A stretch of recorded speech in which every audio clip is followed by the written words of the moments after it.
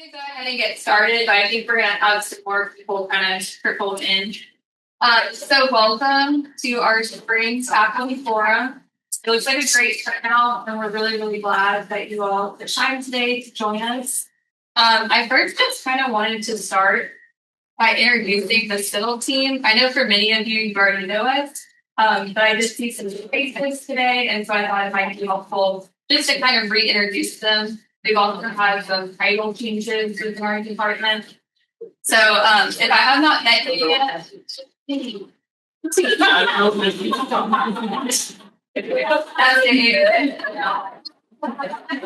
are you still there? Yeah. Thanks for recording everyone. I didn't know how to stop. It's been acted nicely, please stop. I'm Shelby Lynn. I'm the director of the Fiddle. Over here we have Kelly Elliott. He's our associate director now of the Fiddle and the LMS administrator. So all things Canvas. She works a lot with Brian.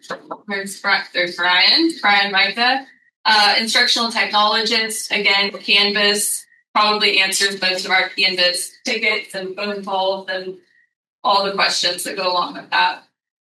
Jess Hughes is our lead instructional designer. We used to have two, but went down to just one. So she does a lot, even outside of instructional design, mostly accessibility. So if you do it, for y'all calls me, you do it emails and trainings. Jess is But I was going to get a know-it-all though. She knows it all about you do it, so go to her if she needs help with accessibilities. Also, the quality review process, PCR process. If you're trying to get your reports, your online reports to a quality or a high quality designation, she also oversees that process. And then there's Tim in the back, our media production coordinator. Him explaining he has a full production studio down the hall. And that's actually on day 2. There's going to be a demonstration in there. You all can kind of see that space and kind of get some ideas of how you might be able to utilize it in the future. So we just wanted to say welcome. We're glad that you're here. Thank you to the Civil team. They put in a lot of work to make this event happen. Along with Patrice, she always does this as well. And I know we kind of took this from her, so she's definitely been a big help in that handoff. And then we also wanted to welcome Dr. Sheffield, our Vice President of Academic Affairs, and if you wanted to say a few words as well.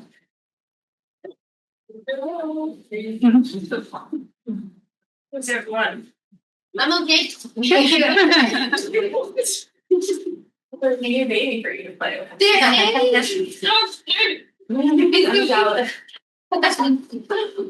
All right. Well, welcome. We have a great turnout. I'm really excited that y'all took time out of your day to be here. I just want to thank the Civil team. So Kelly, Shelby, Jess, Brian, and Tim back there. They did an excellent job. And like Shelby said, the space is kind of always working alongside them. So I think it's particularly important that I really see them making efforts to figure out what you all need and what you want. They send out those surveys. They're filled out, so they'll pay attention to the data. And they're also going to do that session after the next faculty meeting for the soldiers group to learn from you all how they can best serve you. So I really appreciate that they do that. Also, on your birthday, I say happy birthday today. Yes, we won't ask that how many years. Today is 52. I'm close to death. And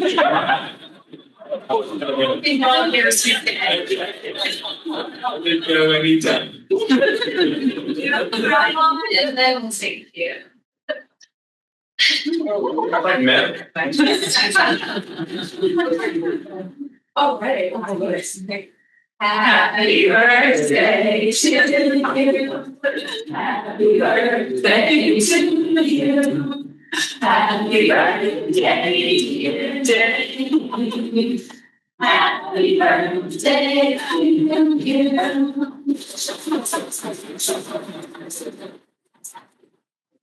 They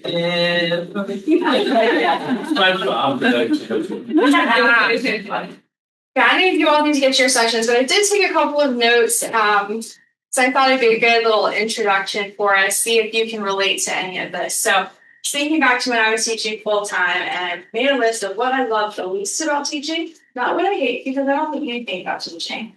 And then what I love the most. So what I love the least, one, the 1 a.m. emails that start with, I know the deadline was an hour ago. Anybody? The student who misses 3 weeks of class and then says, did I miss anything important? That's all important. If so, could we actually know? This one might be just me. But the student evaluation that says professor scheduled is great, but the 8 a.m. start time is a violation of my human rights. 1 out of 5.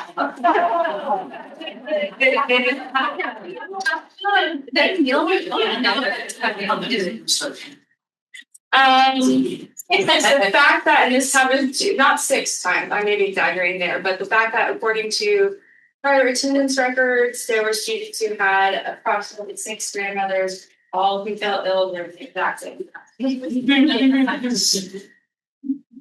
But what I love the most, a couple of things that I came up with, a student that comes back to you 3 years later and says, that one thing you said, that one thing you taught me really stuck with me, helped me in my career, right? Like, gives us the warm and fuzzies.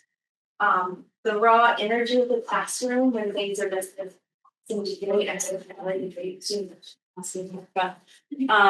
or students are just really getting it and you feel that energy when you leave the classroom. Love that. The second a student stops asking, will this be on the exam? And then asks, wait, does this mean? Or something along those lines showing that they're less focused on the grades and they're actually engaged with learning. Before I go to my last one, y'all have any? One favorite? Someone made me an amphora one time. It's like this thing. A student, she was doing it in ceramics, and works like a jug that excuse me, like an ancient Greece, they would put wine and milk and rice and stuff like that in it. But she made this big old cube one for me as an omelet. Oh, yeah. Never got. I thought it was you. And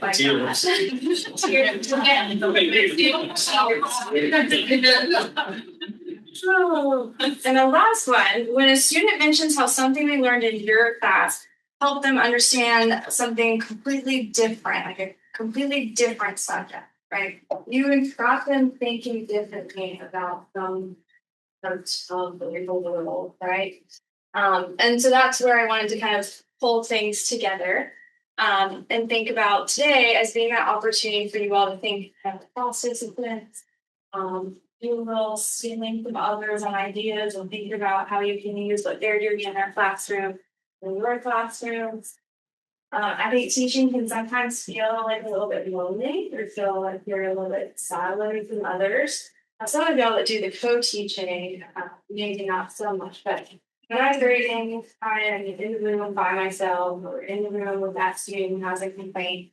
So I think events like this really help us see and remember that we're in it together and that you can learn a lot from your colleagues and your peers. So I just want to encourage you to think about that and take the opportunity to build some bridge today, whether you talk to someone new, pick up a new idea. Yeah, and so I think with that, our little list of what I love the least about teaching and a little shorter, and our list of what we love the most available. Thank you.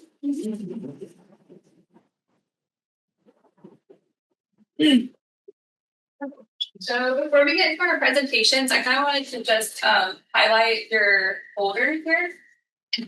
On one side, we have the agenda, and it does have day 1 and day 2 on it. So if you want to see what's coming up tomorrow as well. Behind that, we have presentation descriptions. And then we also have presenter bios. So all of our faculty members that present today, you'll be able to also get a little bit of a biography about them. And then on this side, we have a page for notes if you are interested in note taking. And maybe more importantly, behind that, we have our eval forms. And there is an evaluation form for each section that needs to be today, each presentation. So if you wouldn't mind filling those out, they are very helpful. I like to share the nice ones with the presenter. Maybe all feedback, but especially the nice ones. They look to see what the things they did from their presentation was working really well, or ideas that others might have. And we have baskets just along that back counter table thing. If you can just drop the evaluations in there. Any questions? Okay. Our third presentation, we have Dr. Heather Smith. Yay! Hey, you want to help me hand me the notes? Thanks. Okay,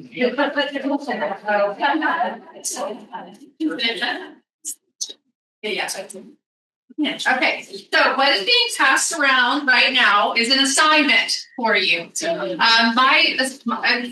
this is a classroom activity that I do in my English Composition 1 classes, ENT 1101.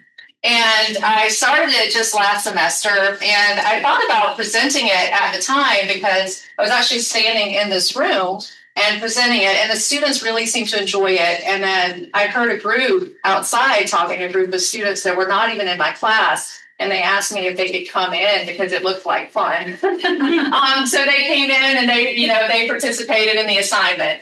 But what you're seeing in front of you, and this is going to be a very condensed version of this class because I only have 20 minutes or so to do all this.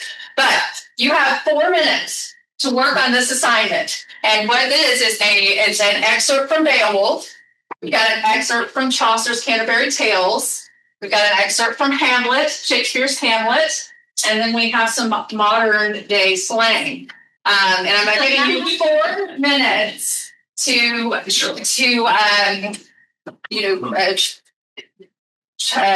write down what you think it means. So individually. And after those 4 minutes, and I'm going to set my timer, you will work as peers. Their 4 minutes are now at 3 minutes and 45 seconds.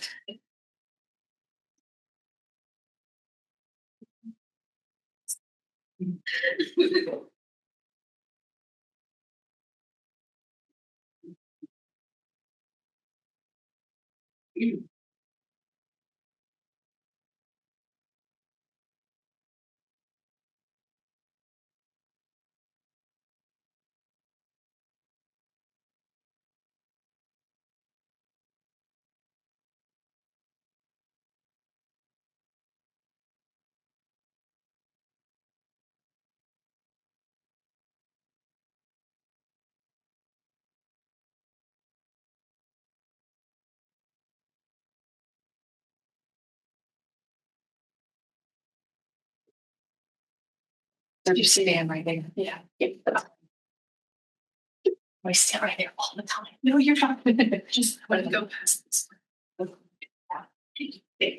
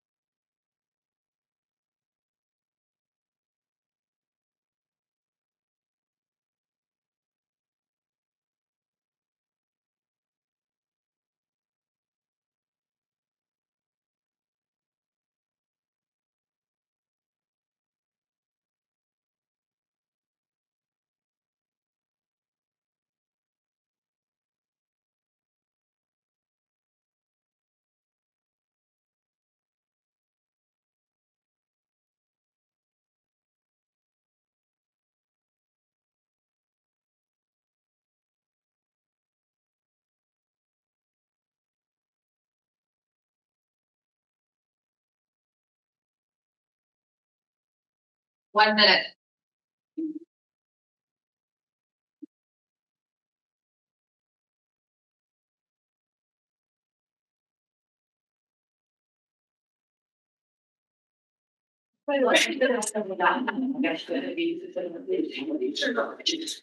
There you go.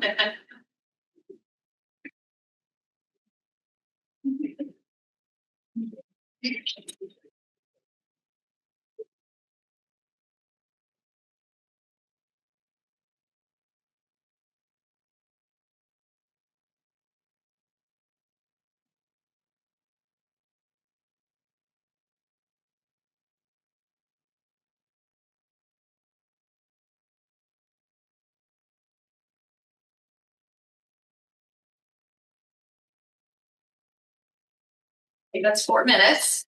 Now I would like you to, you can keep writing on it, but now I would like you to pair up with someone close to you, and it's somebody that you're next to, and compare. See, what did they get? Is it similar to yours? We'll take a couple of minutes to work on that.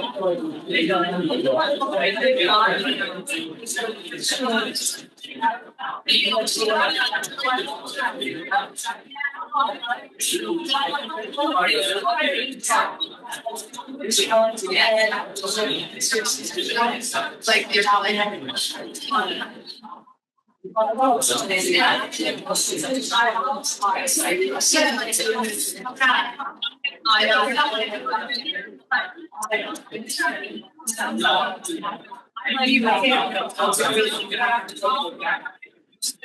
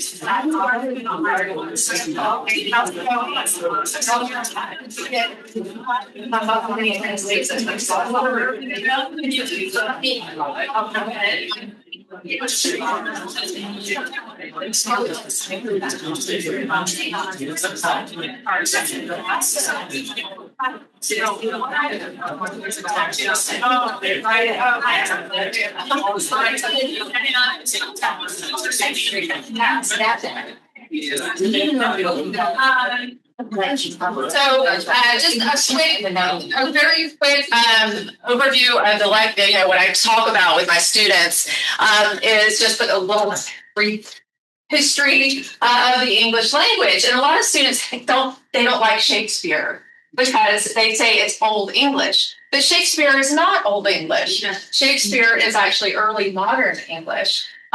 Old English would be Beowulf. Right, just what we're looking at in that first example there is Beowulf.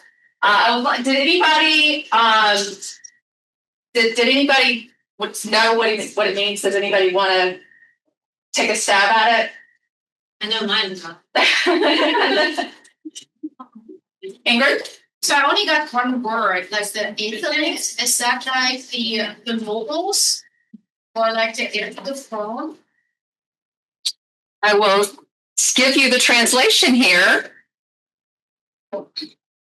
Listen, we have heard of the glory of the Spear Danes in days gone by, of the kings who ruled them, how noble princes performed courageous deeds. Some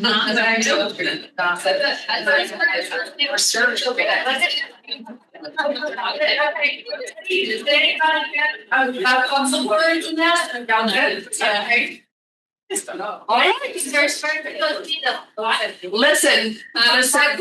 Wait. it doesn't. But those words probably, originated and evolved from the same thing. Old English is really German. The German language and English both evolved from Old English, the Anglo-Saxon language. And I'll have a clip here of somebody actually saying it. Unless somebody in here would like to take a stab at reading it. Okay. Dave, you want to? What? We gar denna in jerdagum, theod kuninga thrim jefrunon, hutha ethalingas elen fremedon. Oft shield shaving sheathana threatum, monogam maichtham, meo de setla of tea exoda eorlas. Sitan erest way. I think I might have accidentally clicked out of my presentation. Okay. Kelly. Sorry. Okay, so that's what it sounds like. And so our next one is Chaucer. This would have been Canterbury's Tales. Now this would have been as English evolved into Middle English, what is now known as Middle English. Does anyone want to take a stab at what any of those words mean? I would expect you to know. Maybe not how the other English majors. Well, it says when in April, with the showers, the drought of March has pierced to the root and bathed every root, every vein in sweet liquor, of which truly grows the flower. Yes, that was very good. Anybody else get that close? Yeah. April. April showers fix March's roots, bathing every vine in sweet liquor, because in wine there's truth and flowers. Yes, that's that. You both got a lot of it. It's I guess literal word for word is when April with its sweet showers has pierced the drought of March to the root and bathed every vein in such liquid that gives life to the flower. Yes, so you're both spot on. And I do have a quick clip, but I don't want to get thrown out. If you minimize it instead of exit it, it might work. Like when you after you get done playing it. Let me see. What if I just open it in another screen? I duplicate. Yep. Yay. That way I can make sure I don't lose it. But now I've got the Zoom things in the way. Okay. Go. So this guy's got a little music at the beginning because he thinks he's all that.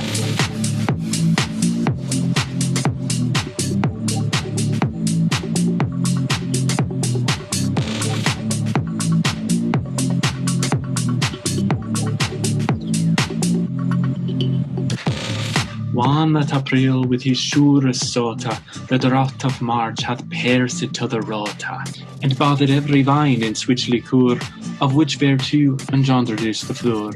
Would anybody else have said it like that? I don't know. But maybe. Okay, I think leading into this, Shakespeare seems pretty easy. After, looking at Beowulf and looking at Chaucer, maybe. But what do we have for our next, for number 3? Early modern English, from Hamlet by William Shakespeare. Anybody? And I know the English people will know this.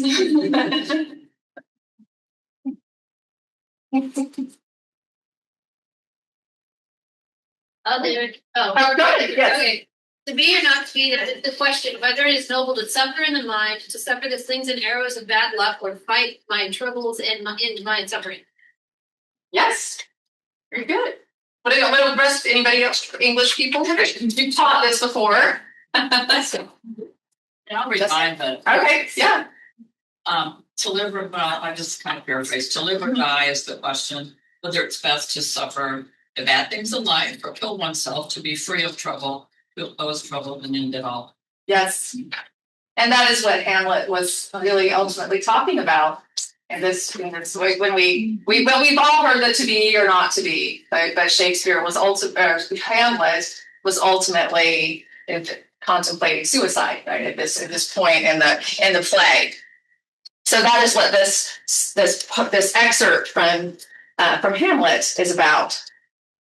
Okay, now the fun part, which the students always get. First, who wants to read this one? Who wants to read it out loud?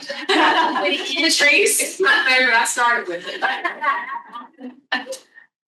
Low key. I thought the presentation was going to be mid, but she ate and left no crumbs. I was like, bet. She really understood the assignment. Some people are doing too much, though. Kind of cringe. Not going to lie. Okay. What does it mean? It was good. You were awesome. What is it?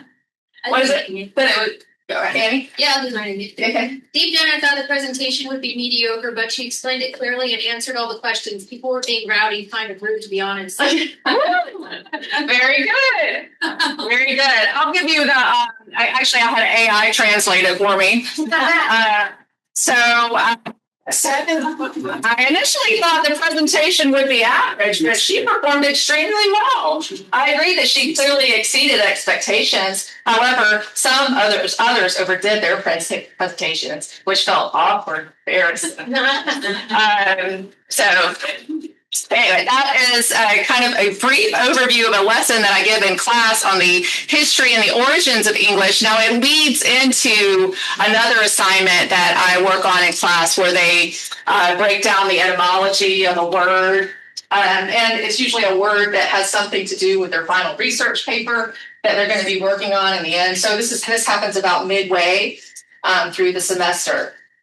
Now, with the translations that I gave to you of Beowulf and Chaucer, I wanted to ask who in here got at least 10 words right of the whole thing? Actually, who got 10? I think most of you got all, some of that. Okay, who got 15 words right? Almost 10. Turn this into a game now. See who got the most words right. Got them all 4 sections. Right as like matched exactly with what you had, or the meaning was the same? The meaning. And the overall meaning was the same. I mean, or that as close as possible. How would you say? You want to count it.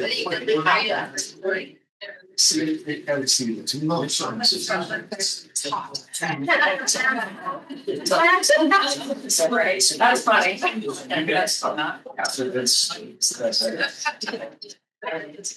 Seems like that. Determine who was as close as possible. We've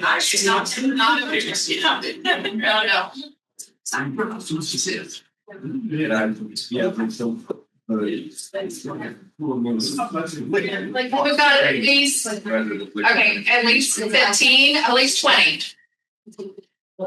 Ingrid, Jessica.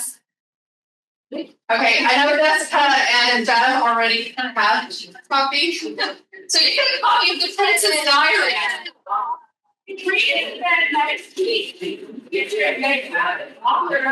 Diaries. I am putting in a shameless plug there. Right?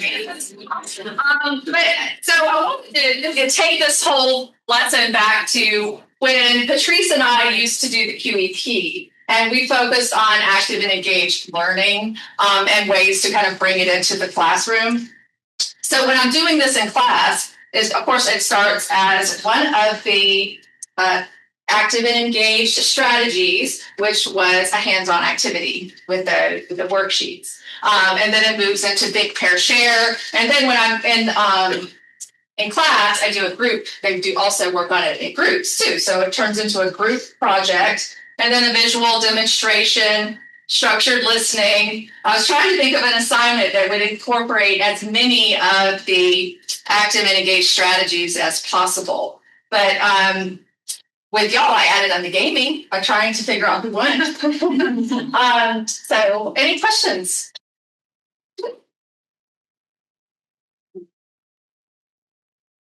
Did you let the student come in that wanted to? Yeah. Yeah. They do that in algebra all the time. Oh, yes. We have to lock the doors.